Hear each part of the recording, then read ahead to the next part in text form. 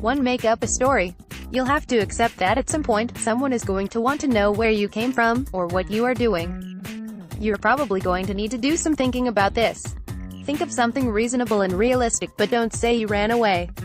Keep it simple. You'll want to remember it everywhere you go because word gets out quite fast in this world about anything, so you should probably keep your story the same all throughout your life as a runaway, just to avoid arousing suspicion.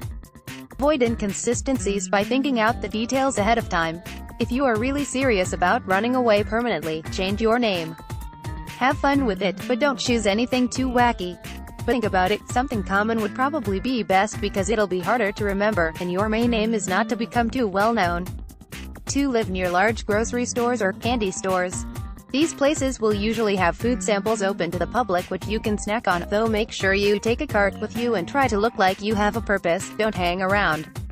Also, you can use the public bathrooms to wash yourself and do your business. It's not glamorous, but you can always go dumpster diving at the back of large grocery stores. You'll be seriously surprised about what people throw away. The more you dumpster dive, the more your system will get used to food that's past its prime. In the beginning, it might be quite uncomfortable, but it should get better. 3. Find shelter if you haven't. If you don't have a place to stay, you'll have to find shelter elsewhere. Try finding a reasonably safe spot under a bridge, in an alcove, in an abandoned building somewhere, or perhaps in a public building that stays open 24/7. If these don't work out, try looking for the nearest homeless shelter, and check their availability. If you just need a place to stay in order to pass the time, public libraries, churches, college buildings, airports, and train stations are all possible options. These places are safe, while generally having enough people about to make it easy for you to go unnoticed. In the winter months, you may want to try to find a building with an elevator if you are in a downtown area. Try climbing the stairs next to an elevator shaft all the way to the top. You may find a room that is nice and warm, that not too many people go into. Stay away from the woods or the desert. These places are generally very rural, and make it easier for other people to victimize you. As romantic as it may seem, it's really hard to make a living off of the land nowadays, especially if you know nothing about plant and animal species. Try to find places with other people around, they're usually safer. 4. You'll probably begin to need money at some point, so learn how to panhandle. Panhandling is asking other people for money. There's not much pride in it, and many people will flat out ignore you, but with the right strategies, you could be quite successful, and maybe even get enough to save some money.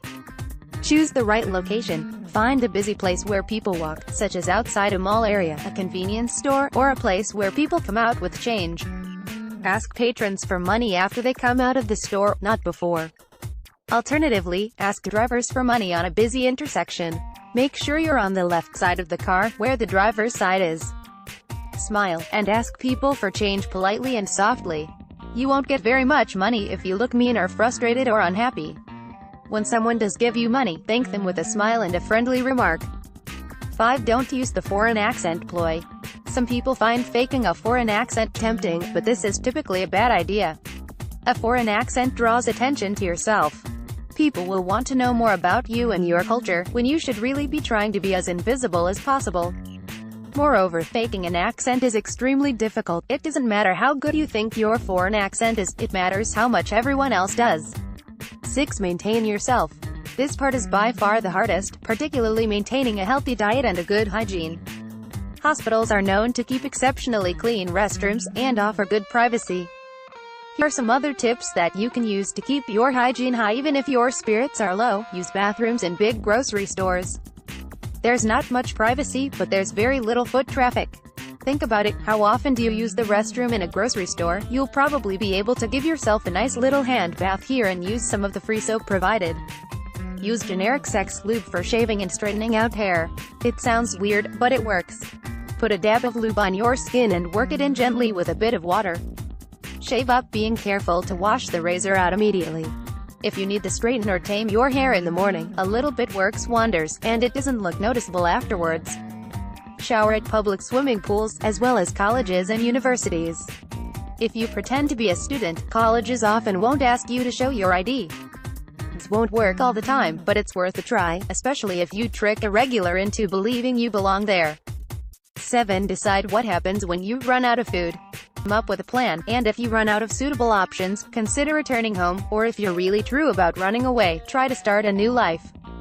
Get a job, some shelter, no matter how bad, all you need is protection from the weather, and some friends in your new city or town.